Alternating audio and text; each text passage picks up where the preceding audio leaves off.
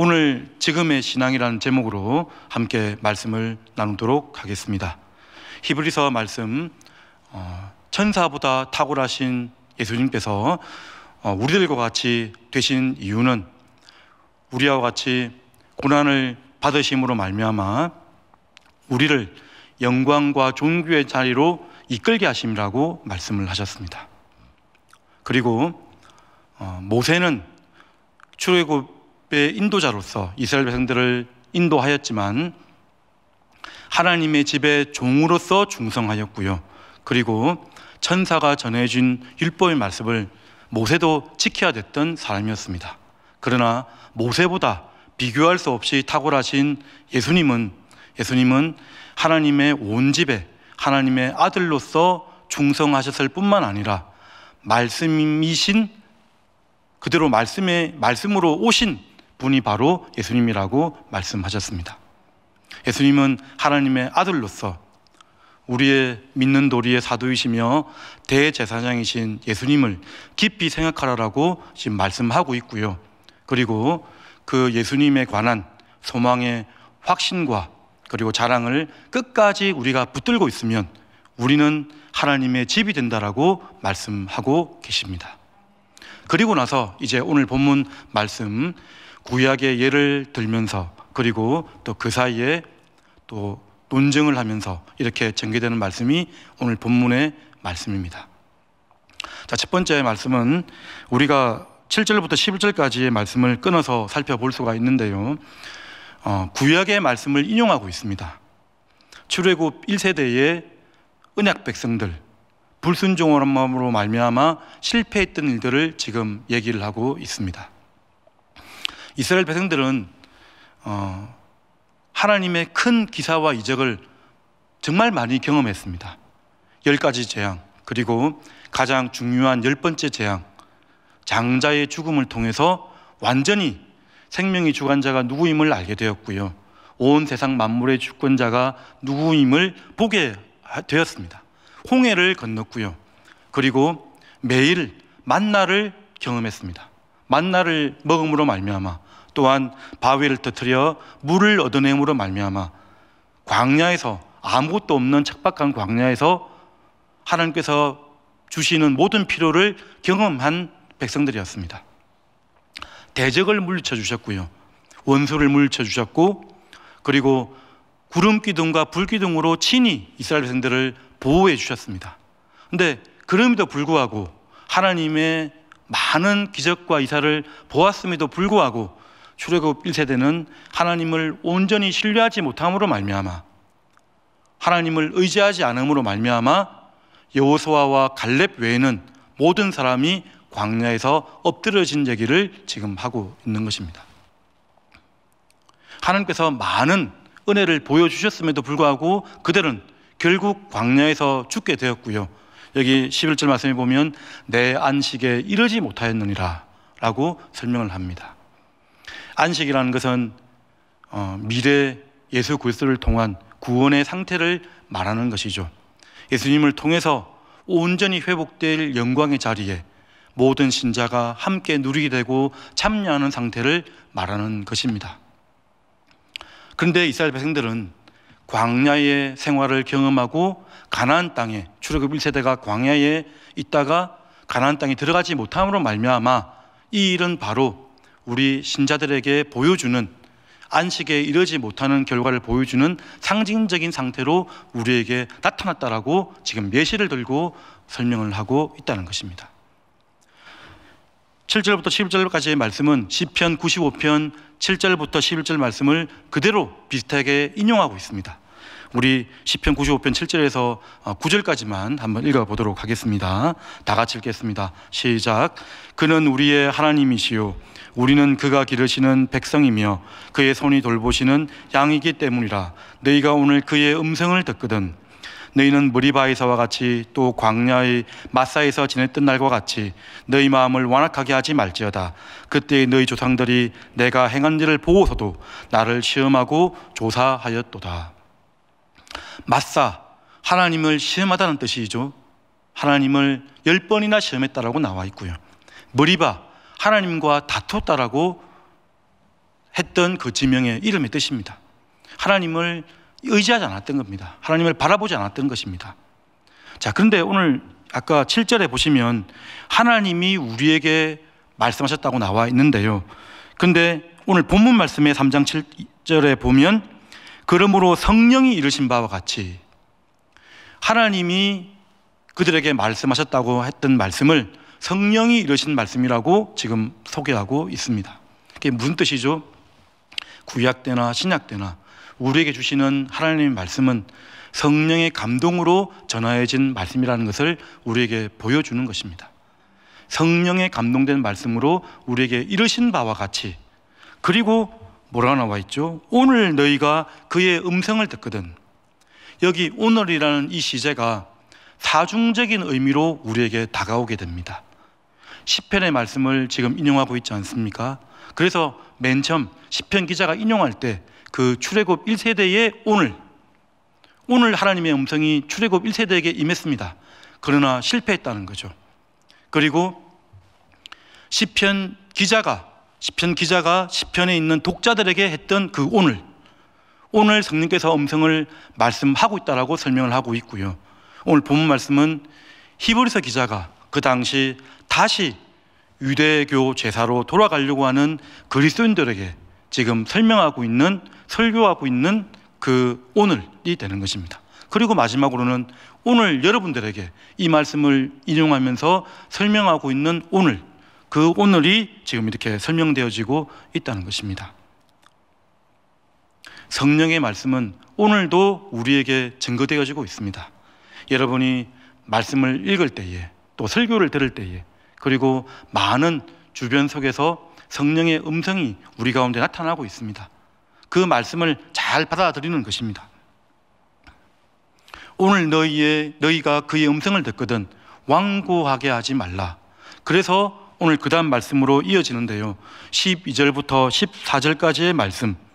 형제들아, 너희는 삼가 혹 너희 중에 누가 믿지 아니하는 악한 마음을 품고 살아계신 하나님께서 떨어질까 조심할 것이요.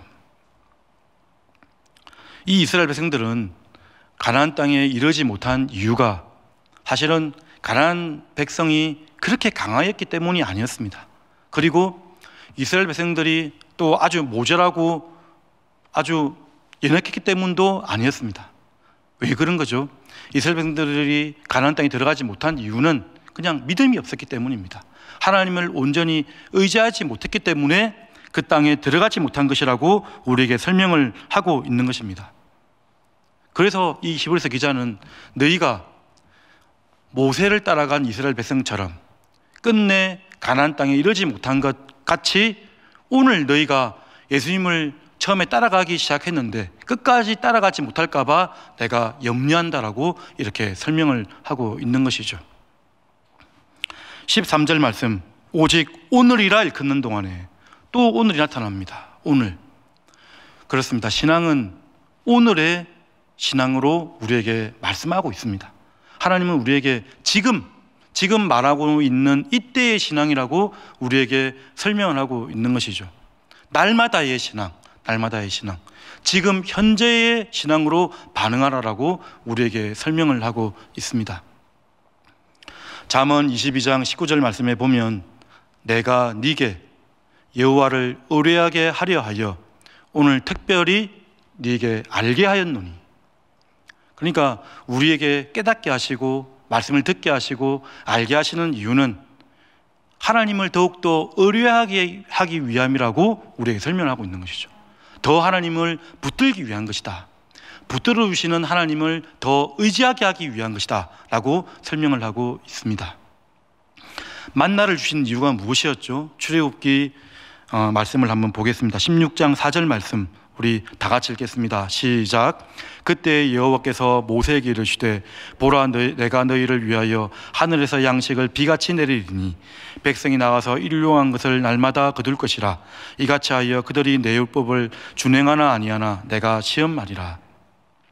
내 백성이 나가서 일용할 것을 날마다 거둘 것이라. 날마다의 신앙으로 지금 말씀을 하고 있습니다. 매일 하나님의 기적을 경험함으로 말미암아서 하나님을 온전히 의지할 것을 우리에게 당부하고 있는 것이죠. 그래서 우리가 항상 기도하는 주기도문에도 마태복음 6장 11절 말씀이죠. 오늘날 우리에게 일용할 양식을 주시옵고, 오늘 필요를 간구하라라고 우리에게 설명을 합니다. 이 양식이라는 것은 오늘 주실 영적 양식을 포함하는 것은 물론이고요, 먹을 것과 입을 것 뿐만 아니라 오늘 하루에 있을 모든 일들을 이 아침에 간구하고 기도하는 것이죠. 오늘 필요한 양식은 새벽에 구하는 것입니다. 아침에 구하는 것이죠. 여러분들처럼 아침에 구하는 것이지 저녁에는 구하지 않습니다. 이 새벽 예배에 또 근거가 되는 말씀이기도 한 거죠. 오늘 우리에게 일용할 양식을 주시옵고. 그래서 항상 우리는 오늘의 신앙, 날마다의 신앙으로 붙들고 가야 됨을 우리에게 가르쳐주고 있다는 것입니다. 누가복음 9장 23절 말씀 다 같이 또 읽겠습니다. 또 무리에게 이르시되 아무든지 나를 따라오려거든 자기를 부인하고 날마다 제 십자가를 지고 나를 따를 것이니라. 여기도 보면 나를 따라오려거든 나를 부인하라고 말씀을 합니다. 나 자신을 의지하고 신뢰하는 것이 바로 하나님을 대적하는 것이죠. 이 세상에 사라질 것들을 소중히 여기고 더 우선시하는 것, 아니면 하나님과 함께 교묘히 섞어버리는 혼합주의가 바로 이런 불신앙의 모습이라고 가르쳐주고 있습니다. 자기를 부인하고 날마다 매일, 우리 신앙은 매일 이루어지며 나아가는 것입니다. 제 십자가를 지고 나를 따를 것이니라. 십자가를 기억하고 따라가라라고 설명을 합니다. 바닷가를 눈앞에 둔 이스라엘 백성들 앞에서 이스라엘 백성들은 어찌할 바를 몰랐습니다. 그러나 만약에 장자의 죽음을 통한 6월절 경험이죠, 그 출애굽의 기억들을 가지고 있다고 하면, 십자가의 사역, 십자가의 일들을 우리가 기억하고 있다고만 하면 우리에게 어떠한 고난과 어려움이 있다 할지라도 우리는 능히 하나님께서 바닷가 밑에다가 길을 내실 수 있는 분임을 우리가 믿어야 되는 것이죠. 하나님은 우리가 생각하는 것보다 높고 넓다라고 깊다라고 더 우리의 뜻을 넘어서는 그런 하나님의 뜻이 있다라고, 계획이 있다라고 우리에게 설명을 하고 있는 것입니다. 자, 그래서 이 말씀 14절 말씀에 보면 우리 다 같이 한번 읽겠습니다. 14절 말씀. 자, 시작. 우리가 시작할 때에 확신한 것을 끝까지 견고히 잡고 있으면 그리스도와 함께 참여한 자가 되리라. 복음의 진리를 붙들고 끝까지 하나님과 동행하다 보면 하나님과의 관계가 충실해지게 됩니다. 요한복음 15장에 나타나는 포도나무 비유, 하나님과 붙어 있는 것이죠. 나는 포도나무요 너희는 가지니, 우리는 하나님과 붙어 있을 때에 열매를 맺을 수 있는 사람들이 되는 것입니다. 여기도 보면 너희들이 떨어지지 않도록 하라. 하나님께 떨어질까 봐 내가 조심하고 두렵다라고 설명을 하고 있다는 것입니다. 무슨 말이죠? 이 말씀은 그렇습니다. 우리가 하는 모든 행위들에 근거하지 않고, 이번에 선교를 가게 되면 선교했던 경험, 또 선교했던 내 방식에만 의존하지 않고 또 새롭게 역사하실 그리스도의 은혜를 바라보며 나가는 것이죠. 그래서 15절 말씀부터 끝까지의 말씀을 보면 이제 하나님의 말씀을 듣고 나서 이스라엘 백성처럼 1세대 출애굽 1세대 백성들처럼 경노하게 하던 것 같이 경노하게 하지 말고 마음을 완고하게 하지 말 것을 지금 삼중수사법으로 우리에게 가르쳐주고 있습니다. 16절 말씀, 듣고 경노하시게 하던 자가 누구냐? 17절 말씀, 또 하나님이 40년 동안 누구에게 노하였느냐?